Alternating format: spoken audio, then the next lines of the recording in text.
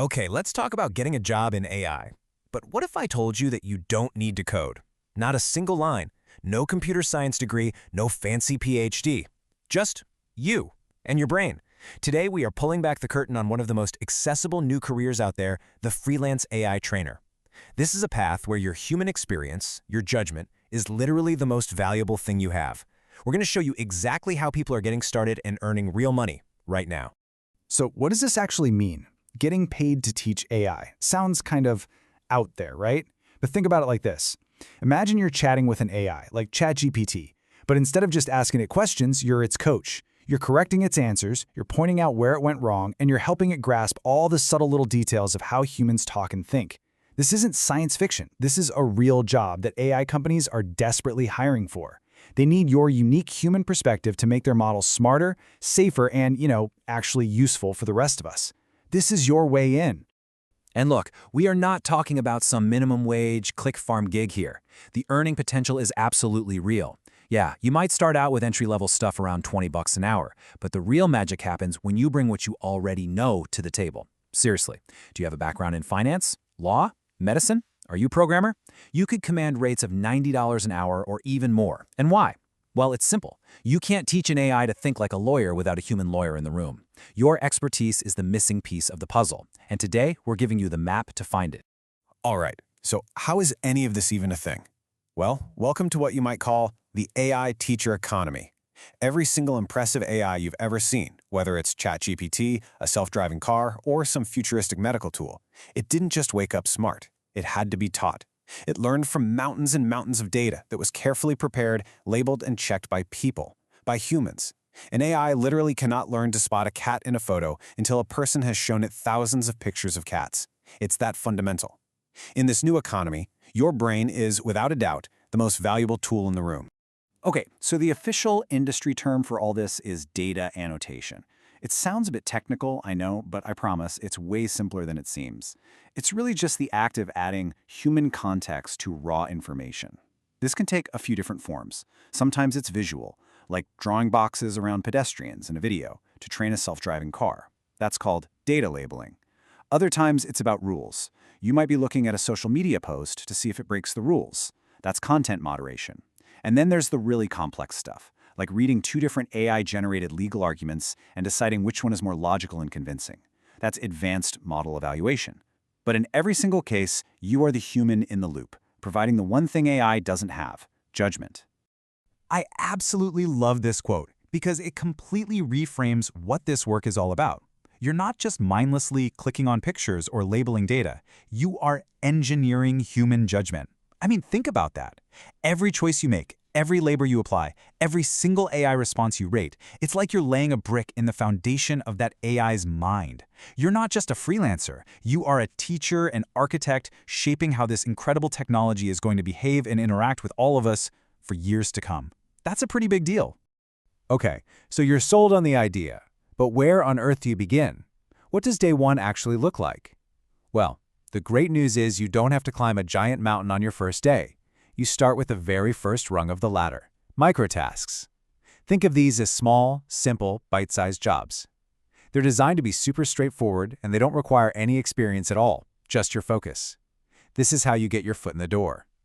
So let's get specific. What are you actually doing in these microtasks? Well, a lot of it is data labeling. You've probably done this without even realizing it with those I'm not a robot tests where you have to click on all the traffic lights. It's basically that, but you get paid for it. Then there's content moderation, where you're given a set of rules and you just have to check if a piece of text or an image follows them. Super straightforward. A really common one is simple AI response evaluation. You'll just read a chatbot's answer to a question and rate it. Was it helpful? Thumbs up. Was it weird? Thumbs down. And then there's other stuff like cleaning up messy audio transcriptions or just taking surveys to help companies build new datasets. All of these are your on-ramp. So, where do you find these gigs? You can literally go and sign up for accounts on these platforms today. Toloka and Clickworker are massive. They have a huge constant stream of small tasks, so there's pretty much always something to do. Remote tasks is a big one, and they focus a lot on computer vision. So if the idea of teaching self-driving cars is cool to you, that's your spot. And then you have platforms like Taskverse and Outlier, which are often recommended for absolute beginners because they're really user-friendly and have clear instructions. My advice? Sign up for 2 or 3 and see which interface you like best. Now, let's talk about the money you can expect at this entry level. If you put in consistent effort on these microtask platforms, earning somewhere between $500 and $2,000 a month is a totally realistic goal. For a lot of people, that's an amazing side income or even a full-time living, depending on where you are in the world. But I have to be really clear about this. This is the ground floor. This is your starting point. You should think of this stage as getting paid to learn the ropes. The real objective here is to use this experience as a launchpad to climb up to those expert roles we're about to talk about.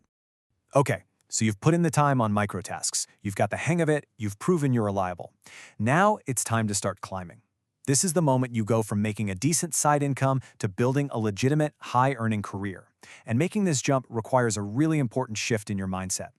You're no longer focused on just getting tasks done quickly. It's not about volume anymore. Now it is all about the quality and the depth of your judgment. You're moving from being a fast worker to being a skilled thinker.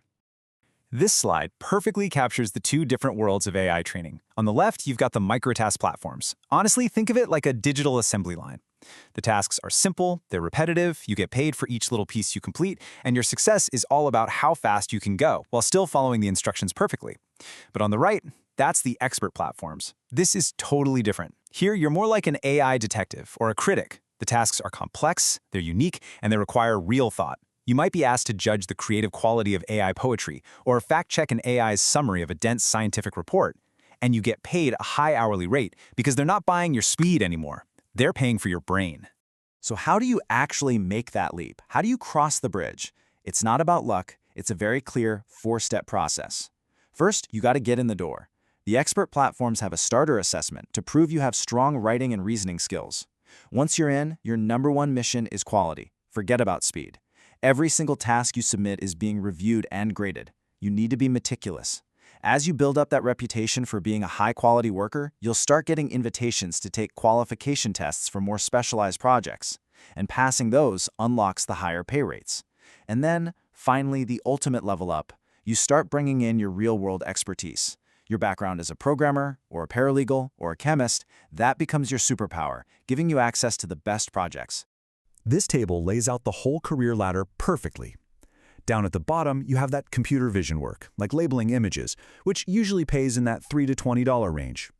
A big step up is the middle tier, which we can call high-tier reasoning. This is where you're doing those complex comparisons of AI chatbot responses, and that's often in the $20 to $50 an hour range. But the very top of the pyramid, that's specialized RLHF. RLHF stands for Reinforcement Learning from Human Feedback. This is the elite tier. This is where companies need actual doctors, lawyers, and senior software engineers to train their most advanced AI models. And for that level of expertise, they are more than willing to pay $50, $90, sometimes even more per hour. So as you start climbing this ladder and getting all this amazing experience, you're going to run into a really unique problem. How do you prove you're any good at this? Almost all of the work is confidential and protected by NDAs. You can't just send a recruiter a link to a chatbot and say, hey, I helped build that. It just doesn't work that way. That's why you have to build a very specific kind of portfolio, one that's designed to show off your skills and your judgment without breaking any of those confidentiality rules. So, what actually goes into this AI portfolio? First, you just list the platforms you've worked on. This shows you're a pro who knows the landscape. Second, get specific about the types of work you've done. Don't just say tasks, say LLM response evaluation or image segmentation. It sounds way more impressive. Third, and this is maybe the most important part, you have to shout your subject matter expertise from the rooftops. That's your golden ticket to the high-paying gigs. If the platform gives you quality or accuracy scores, definitely include those. That's hard data proving your skill. Same goes for any special qualification tests you've passed. But here's the secret weapon: anonymized examples of your rationale. This is where you include the actual written explanations for your decisions, showing a potential employer exactly how you think. It's incredibly powerful. All right, we're in the home stretch. To wrap things up, let's get you kitted out with the right tools for the job. Because being a top-tier freelance AI trainer isn't just about what you know. It's also about working on the best platforms and using the right digital assistants to make your work smarter and more efficient. So, let's build your essential freelancer toolkit. When you feel you're ready to make that jump to expert-level work, these are the platforms you want to be targeting. DataAnnotation.tech is probably one of the biggest names out there for high-paying coding and reasoning tasks. Remo experts and Surge AI are right up there with them, known for having really tough standards, but also really interesting, complex projects. Then there's SME Careers, and SME stands for Subject Matter Expert. This platform specifically looks for people with deep professional knowledge.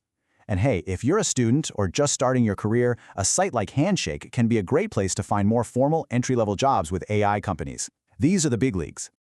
And now for my favorite pro tip. You should absolutely be using AI to help you get paid to train AI. I know it sounds a little meta, but it's a massive productivity booster. A tool like ChatGPT or Claude can be your personal writing coach, helping you write those clear, well-reasoned explanations that the expert platforms love. If you're working with audio files, a service like Otter.ai can transcribe them for you in seconds, saving you tons of time. And for the business side of freelancing, automation tools like Zapier can handle your invoicing and other admin work, freeing you up to do more billable work. These tools are like force multipliers for your skills. So, we want to leave you with this one big idea. We're living in a world where AI can produce an infinite amounts of stuff. Text, images, code, you name it. Because of that, the real value isn't in just making things anymore. The real scarcity, the real value is in judgment. The AI can give you the output, sure, but you provide the context. You provide the wisdom, the nuance, the critical thinking. The question you should be asking yourself isn't, will AI take my job? It should be, in this new world, what is my human judgment actually worth? I think you'll be surprised by the answer.